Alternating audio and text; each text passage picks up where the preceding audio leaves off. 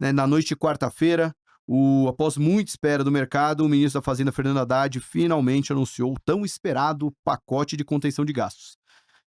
Dentre as medidas, né, limitação do crescimento do salário mínimo, mudanças na regra do abono salarial, mudanças na regra da previdência dos militares e outras medidas que envolvem obrigação do Fundeb em escola em tempo integral, fim do supersalário no setor público, limite do crescimento das emendas impositivas do Congresso, uso de biometria para acabar com as fraudes no BCP e na Bolsa Família, enfim.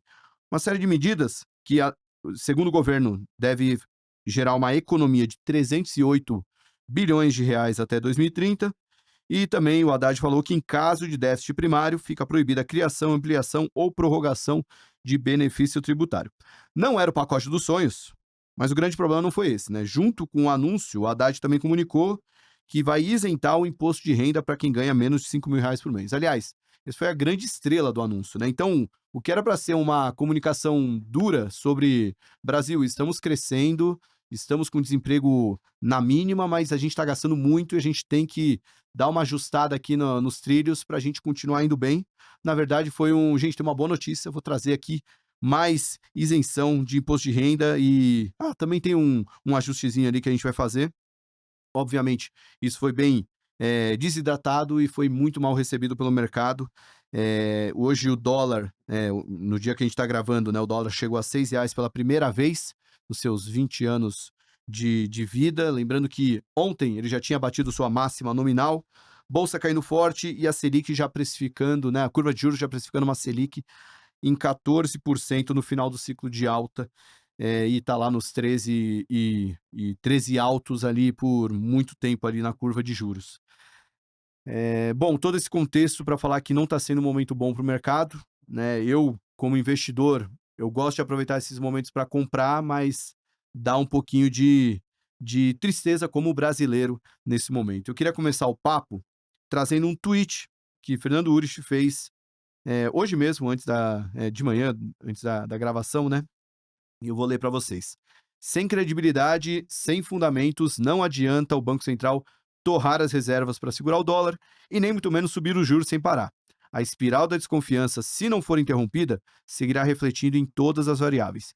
E quem vai pagar? O pobre, via inflação, que vai subir.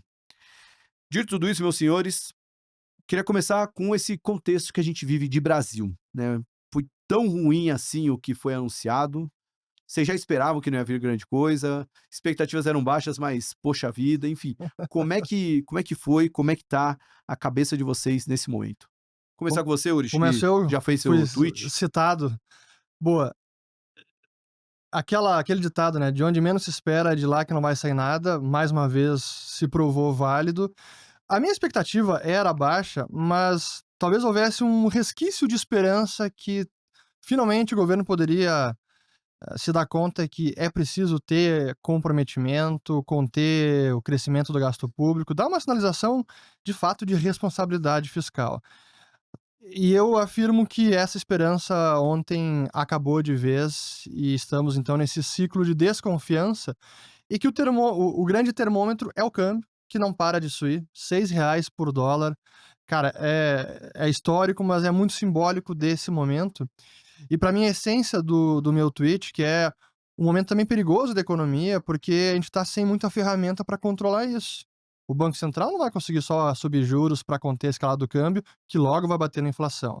Porque o que está levando a essa desvalorização da nossa moeda é a quebra de expectativa, a falta de perspectiva e todas as sinalizações que foram dadas nos últimos meses do governo, política econômica.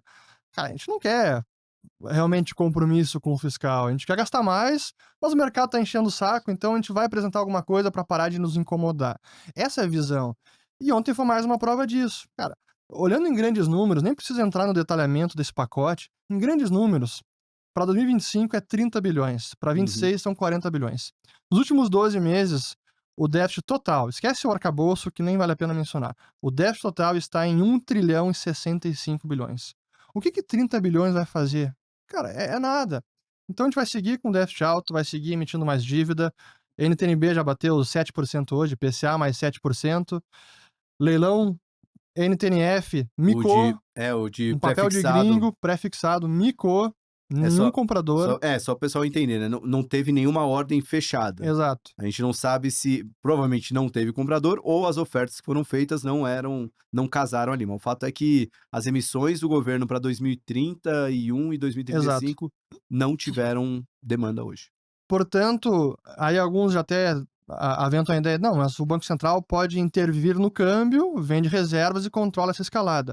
Poderia, mas dado que o problema agora é mais de confiança e falta de perspectiva no fiscal, seria enxugar gelo. Não, e eu acho que é até pior, que ele Até fazer pior. isso É mostra: verdade. "Não tenho o que fazer. É. Vou jogar dólar para dar uma compensada", mas é quase como falando: "Pô, o goleiro tá machucado ali, sabe, chuta no gol que não En tem o que fazer então, agora". para concluir e passar para o Guedini, a gente está entrando numa fase perigosa da economia em que, se nada for mudado, cara, a tendência é de deterioração constante. Acho que vale a pena dar até um zoom out aqui. Como você falou, em vez de olhar o número no detalhe, que você falou 70 bi, né?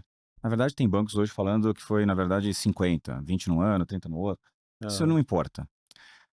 O big picture é o seguinte: quem já conhece a mentalidade do próprio Haddad, do governo, etc., sabe que eles iam provavelmente fazer algo mínimo para agradar o mercado. Eles não entendem o que é o mercado. Eles acham que é um cara malvadão sentado lá, não é Aqueles todos jovens que ficam, como é que o Haddad fala aquela que vez? adoram boletar. Os jovens ficam boletando. Então, assim, quem conhece, É entendeu como eles verdade. pensam, sabe que no fundo ia ser esse apanhado de medidas pontuais, né, na beirada, para somado, se você olha a tabela de todas as medidas lá, tem umas 15 dividido em 4 tipos, cada uma de 1 bi, 2 bi, não sei o quê, algumas que dependem de aprovação, de 1/3 depende de aprovação de PEC, as outras dependem de outras coisas que não estão no controle deles, ou seja, tem umas que não dá nem para garantir que vai conseguir ser executada, mesmo que seja aprovado, ou seja, tem um monte de if ali, tem uma que é só catar coquinho de fraude, ou seja, tentar apertar os parafusos ali para não ter mais redundância, que também pode não acontecer. Mas o grande problema ali é o seguinte: desde o começo eles não queriam algum gatilho automático que barrasse a curva de vida PIB, que era o teto de gastos. No fundo, a essência do que resolveria, eles nunca quiseram. Eles queriam algo que fosse para, né, falando uma linguagem que o telespectador aí vai entender, é o seguinte: eles queriam algo que fosse assim, olha, eu vou fazer o meu best efforts aqui, né, igual tem no Investment Banking lá, vou fazer o melhor que dá, confia, que a gente vai tentar aqui, tá bom? Ó, temos boas intenções. Mas não tinha algo que desse confiança, que fizesse o que o Uri chamou da expectativa ser ancorado. O que ancora a expectativa não é você prometer, é assim, ó, você promete e mesmo que não cumpra, algo na marra vai fazer aquilo ser cumprido, que era o teto de Uhum. gastos. Então, hoje, você mencionou um negócio ali, não, nós não vamos dar mais isenções fiscais se não cumpre, se tiver déficit primário. Exato. Legal, mas isso é uma das coisas que tinha que barrar. E a indexação do salário mínimo, e o não sei o que do BCP, e a coisa da Previdência. Tinha que tudo ser atrelado a alguma coisa automática. Porque daí acabou o problema. Todo mundo fala, ufa, curva longa aqui não pode subir mais.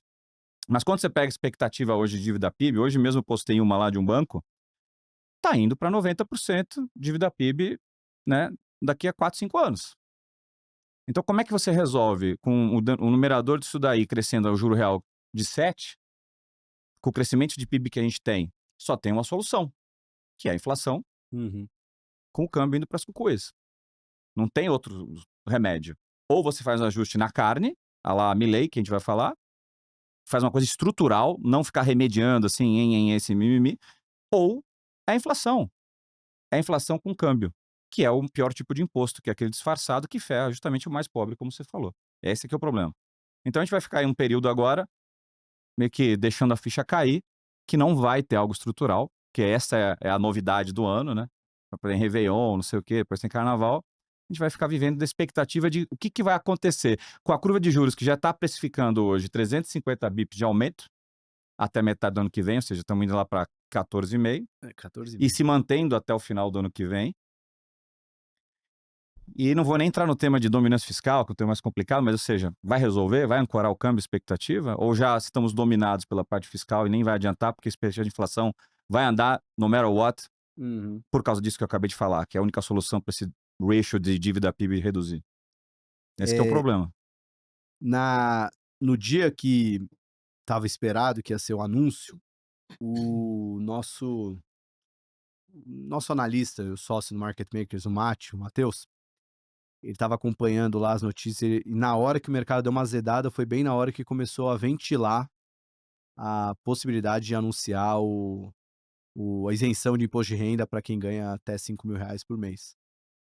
Aí eu falei: "Não, o governo tá só", sabe aquele balão de ensaio, né, tipo, bota o bode na sala, e caga tudo e tira o bode da sala pra ver, ó, melhorou, né, só pra ver como o mercado reagiria, porque não é possível que depois de tanto tempo que o mercado, assim, sabe, o mercado estava só esperando um motivo pra ter aquele rally de fim de ano pra falar: "Ó, viu só, o governo entendeu, depois de todo mundo falar, o Haddad entendeu". Quer dizer, o Haddad, eu acho que ele entendeu. O problema é que todo o resto ali não tá falando a mesma língua dele e ele também não é vamos dizer, um super defensor ali, ou mesmo que seja, não sei como são os bastidores ali, mas é um contra uma legião e se o chefe não vê da mesma forma, acho que o resultado veio ali, né, aquele anúncio, acabou sendo a expectativa era baixa, mas a maneira como foi a comunicação que foi o grande problema, né, e acho Só que só para alinhar também as expectativas de quem está nos assistindo com relação ao governo. Eu entendo que o Haddad, dentro do governo, talvez seja quem mais entenda que se pressionarem demais e forçarem a barra, vai azedar rápido. e vamos lembrar, né, aí também não é querendo falar que o Haddad é o super bom moço da história. Ele tem Exato, pretensões claro. políticas, né, afinal, em 2026 ele pode ser o sucessor. Exatamente. Então, o meu ponto não é que ele acredita em compromisso fiscal, tudo. Não, é que ele entende que logo vai azedar no mercado, então vamos com calma. Ele tá tentando segurar a pressão gastadora do restante do governo e dos mais afoitos a gastar. Mas ele também não tem, na sua ca característica, no seu entendimento de economia, que a gente precisa ter um fiscal controlado, um déficit zero. Putz, isso aí seria um sonho, jamais vai acontecer. Mas tem que controlar a dívida, ele também não tem realmente esse entendimento e não defende essa pauta, mas ele sabe que se não sinalizar para o mercado, vai dar M como está dando agora, né.